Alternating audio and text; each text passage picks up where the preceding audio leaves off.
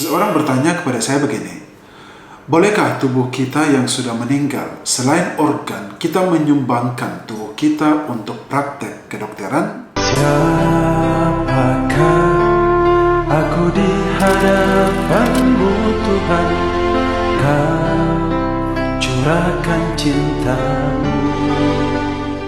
Halo sahabat Santo Paulus, selamat bertemu kembali di channel ini. Kembali saya di sini, Romo Paulus Tobing SVD ingin menjawab pertanyaan Anda seputar iman Katolik. Dan kali ini kita akan membahas tema tentang moral Katolik.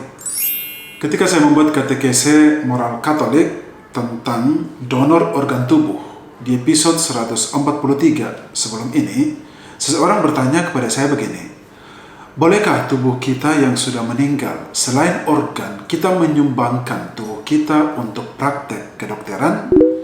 Jawab singkatnya lah boleh. Justru tindakan semacam ini dianggap sebagai tindakan yang sangat berjasa bagi manusia yang masih hidup. Dalam Katekismus Gereja Katolik artikel 2301 berbunyi begini, otopsi jenazah demi pemeriksaan pengadilan atau demi penyelidikan ilmiah diperbolehkan secara moral.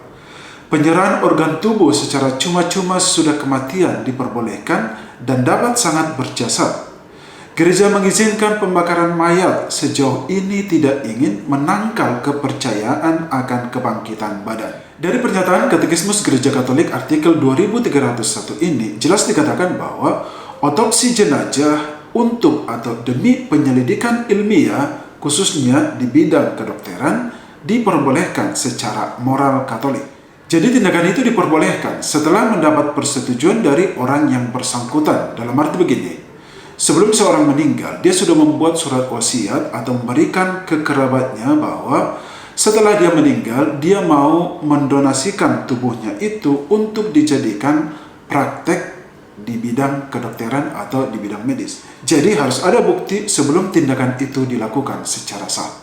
Akan tetapi setelah penyelidikan ilmiah itu selesai, maka tubuh orang yang sudah meninggal itu tetap harus diperlakukan secara manusiawi, layak dan pantas, layaknya seperti tubuh jenazah manusia pada umumnya.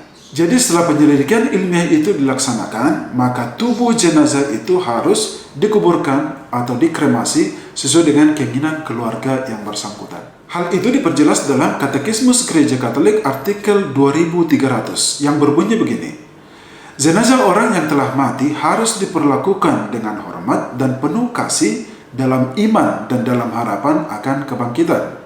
Pemakaman orang mati adalah satu pekerjaan kerahiman terhadap badan. Bandingkan Tobit bab 1 ayat 16-18. Itu menghormati anak-anak Allah sebagai kenisah Roh Kudus. Nah, apa yang dikatakan oleh kitab Tobit tentang penguburan orang mati, saya akan bacakan di sini. Di zaman Salmanaser, aku telah banyak melakukan kebajikan kepada para saudara sebangsaku. Makananku kuberikan kepada orang yang kelaparan dan pakaianku kepada orang telanjang. Apabila kulihat seseorang sebangsa yang telah meninggal dan terbuang di belakang tembok kota Niniwe, maka kukuburkan. Manakala seorang dibunuh oleh Raja Sanherib setelah raja pulang kala dari daerah Yehuda di masa ia dihukum oleh Raja Surgawi karena hujatnya, maka kukuburkan juga. Sebab banyak dari orang Israel dibunuh oleh Raja Sanherib karena kemurkaannya, tetapi dengan diam-diam kukuburkan semua. Memang mayat-mayat mereka dicari raja, tetapi tidak ditemukan.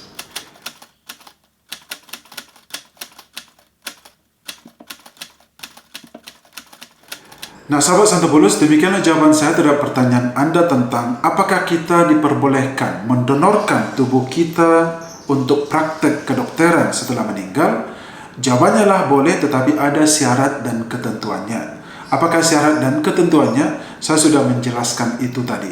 Semoga katekese ini berguna bagi Anda. Sampai ketemu di episode selanjutnya.